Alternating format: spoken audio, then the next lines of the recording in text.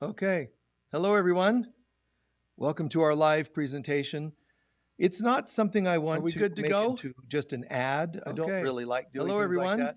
that. I'd like it Welcome to to our live be in some presentation. way complete in It's its not own right. So I'd like to share a quick announcement and sharing about the concept of awakening Christ consciousness.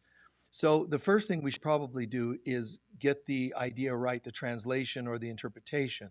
Awakening Christ consciousness really means awakening God within us because Christ is really just the name of God within mankind.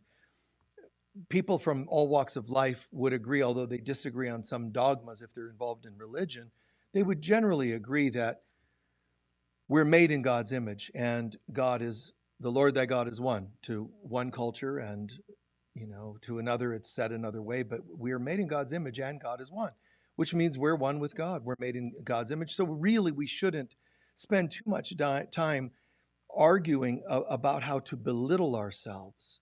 Who are we really? Well, we're divine beings, made to be divine, but really mankind has allowed themselves to go into a state of amnesia when we seemingly separated from God, from the divine, which we can't really do because we're one with it, but we can choose to believe that we're separate. And in choosing to believe that we're separate from love, from God, we then can go into a nightmarish kind of trance where we create all kinds of challenges or turmoil. It's kind of like saying we created our own version of reality. We created our own universe, overlaying God's universe of peace or love. So there's a workshop coming up. It's a 4-day intensive. Now, I've done this intensive, Awakening Christ Consciousness. I don't know, it must be 25, 30 years, I don't know, something like that, every year. And people sometimes ask, why do you do it on Thanksgiving? Because what could we possibly be more grateful for or give thanks for more than to God and to ourselves for who we really are? So that's one reason. And another reason is because I say, people are sometimes they don't have really healthy family to hang out with during that holiday. So why not be with a spiritual family? So there's different reasons that I did it and chose it to go that way, but beautiful. I like the decisions we made on this. Now, people, again, travel near and far. Honestly, over the years, they've come from all around the world to attend this. And this workshop used to be 5 days, and it used to be like 12 hours a day. Then it also cost twice as much at that time, and people would have to travel and deal with lodging and flights and all that. Now people can attend in person it's a 4-day intensive. They can attend the first day and likely the last day as well, Sunday, but those are optional if people want to. They can attend in person because I'll present it here at our Global Center for Christ Consciousness in Sedona, Arizona. So you're welcome to do that if you'd like to attend in person. But we're going to be streaming live on Zoom. So for those who want to attend anywhere in the world, you no longer have to deal with flights. You can even still be with family for that matter if you want to do both. So it's a lot more convenient and it's half the price and so on and so on. So join us if you'd like. We're going to cover a lot of things, but it includes the initiations into Christ consciousness. It covers things like how to awaken that state of consciousness. And some people, again, well, what do you mean more specifically about Christ consciousness? What does it mean, initiations of? Well, some people may not know this or understand this or accept it or believe it, but Jesus was a person who evolved. He awakened to who he really is, not just an awakening like a sort of an epiphany or a really beautiful meditation that this person had. It's way beyond that. He completely remembered his divinity. And in so doing, because we're all connected, he also sparked that neuron in the brain of every person that would ever exist. So we all have this now awakening in us.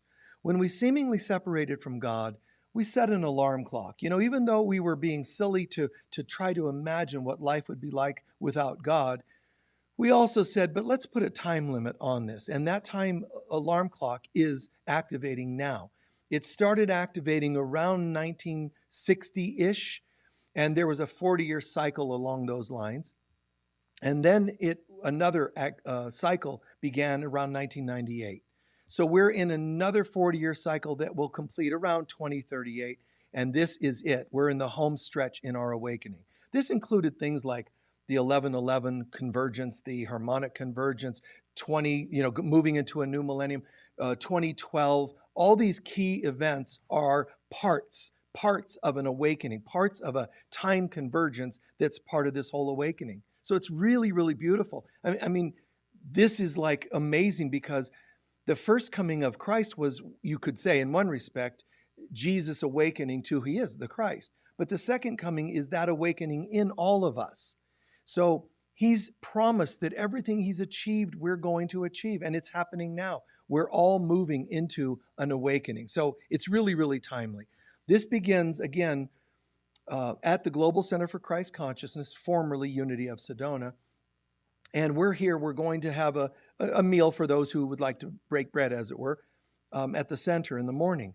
But then we'll start the workshop at noon, and that'll go for several hours, maybe 4 hours. It just depends on the group and what they're wanting to learn that day. But we'll be here in person, or you can watch it streaming on live. So that's Thanksgiving Day, which is November 24th. Then the next couple of days, it'll be on Zoom. You can watch it, and it's recorded, so you can watch it anytime. If you can't watch it on time, at that time, live on time, you can just watch it later at your convenience. So that's another really great perk. We're going to cover topics including clearing and spiritualizing our centers, our chakras, spiritual centers. We're going to go into the deeper meaning of any teaching, including those of Jesus or of ascended masters and whatever sacred texts people want to ask about. We can learn how to interpret things at a fundamental level, which is literal, or at a more esoteric or deeper perspective. We're also going to talk about, and can be controversial for some, that person, Jesus, how he spent lifetimes growing to that point of awakening to realizing who he completely is. So we're going to talk about the past lives of Jesus, as well as the missing years of Jesus during his life. The Bible tells us he's a young boy, that's it. It cuts off and then says, next thing we know, he's in his ministry. So we don't really hear in the scriptures what happened. Those what happened, those several years in between, which is a lot of years, it's like 20 years, that's a round number, missing. From all we got is 3 years of his ministry, a little bit of childhood, stories of a little boy. But for the most part, the lifetime of Jesus is unknown to some, especially people who more prefer the fundamental Christianity or fundamental traditions. But those teachings are known. They're in the lost books of the Bible and the forgotten books of Eden. That's a series of books. They're in the, we can even find some teachings in the Essene books known as the Dead Sea Scrolls. There's the Nag Hammadi Library. There's all these books, and some of them were chosen to be voted out of the thing being compiled called the Bible. Bible meaning a collection of books. That's what the term means. So in the Bible, we left out some manuscripts. The church voted them out on purpose. Some of them, they literally, in the records of that, they say it was too esoteric or too mystical. They didn't want things to be a little more literal for reasons I won't go into right now. But that's the way it happened. Nevertheless, some of those teachings are known, and some of them weren't known at the time of compiling the Bible. So it doesn't mean they were purposefully left out. They weren't discovered yet till, many years later with the Nag Hammadi Library, the Dead Sea Scrolls, and so on. So it's quite cool because we can now fill in the pieces and understand the complete mystical understanding of this person's life, but also even more importantly, believe it or not, how to awaken that same consciousness within us. So we'll talk also about what other modern teachers and teachings have that vibe. Even if you don't watch this program, this later on the workshop, it's really kind of beautiful to know this, that Christ consciousness has been with us forever. Since we even came into this universe, there's been a concept of the light of God. Pagans understood it as the gratitude every year for the Son of God, the sun moving back into their portion of the hemisphere, on the planet, the sun returning to bring life after winter. All of this has been understood subconsciously or consciously, celebrating, this thing, what is this? The Son of God.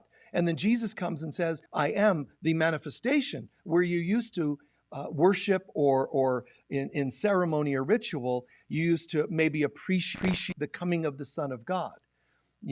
Christmas, solstice is about the coming of the sun back to the northern hemisphere. So that's been there forever. Egyptian culture, the resurrection of Osiris, or this concept, resurrection of the light, resurrection of the Son of God, really is not to be worshipped, from afar or from a time of old. It's supposed to be celebrating the resurrection of the light in us, the presence of God coming back into us. Just what a beautiful concept. But this is happening now, not in one person, the whole planet. The bad news is everything that's not very Christy in us has to surface and be purged away. That's what some people are thinking to be times of tribulation, coming times of trouble, that humanity, we've already entered that.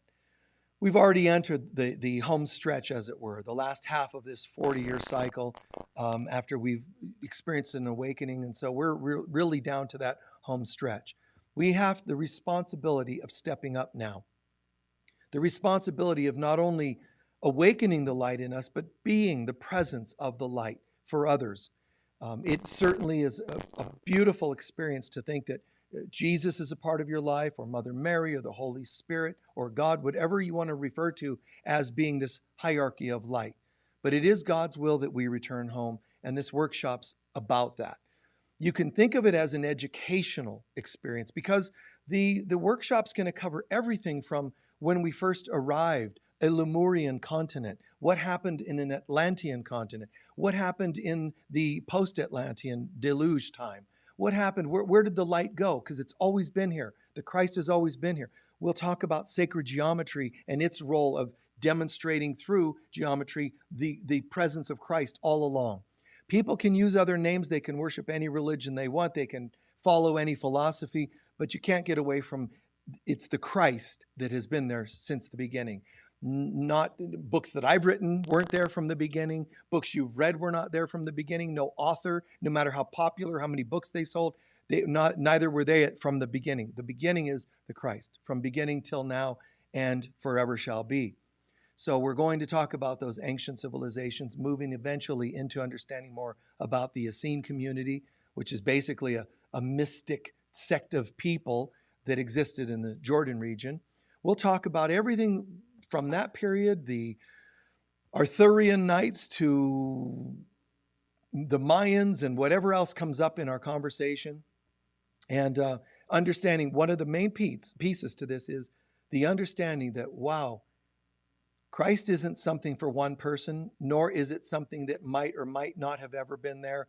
It has always been there. That's the fact, the truth. It's always been there. And we shunned it. We moved away from it. We forgot who we are and acted accordingly. Hurtfulness and wars and all kinds of things that happen on this planet. Well, it's now unacceptable, not only to God, but to us to continue acting so. It's time for us to birth the love, the Christ self. And with that, I want to close with this concept. For that to happen, please don't think you just sit around and read the right book and it happens. You want to prayerfully dedicate yourself that you're ready for that. You're ready to not just read another book, to not just do another workshop, to not just hope another day. Really, really accept you're ready, so that the workshop you take, the books you read, they're all cleverly designed by Spirit, much more efficient on our path. Instead of just kind of doing things, reading things, and expecting that it's just going to kick in on its own, it's important that we really go further with this and understand, wow, I'm stepping up. What would you have me do, God? Start and end every day calling upon the light presence of God, asking it to fill us. Don't pray superstitiously up in the sky. Call its presence into your being and let it help you make every decision in every day. So I pray that you feel called to join us. But again, even if you don't, do your method of prayer every day for this awakening, and understand that for a child to be born, it typically needs a mother. The Holy Spirit is the mother aspect of God. So get a relationship with the Holy Spirit. It's not owned. That name is not owned by one culture or one group or one religion. It's just simply the mother aspect of God. The people of Israel understood that the Holy Spirit, what we call now the Holy Spirit, had a feminine name or identity or vibration to it. It was a concept of the feminine aspect of God, which we also lost. So we get back to understanding this is our mother, and she is the one, the thing that will birth the Christ in us. So it's not something we should try to do it with our own cleverness or ingenuity. That human ingenuity is what got us into this mess. We have to surrender the human self, call upon the mother to birth the real Christ self within us, and start living up to that standard. Thank you for taking a moment to watch this. God bless you all. Peace be with you. Bye-bye.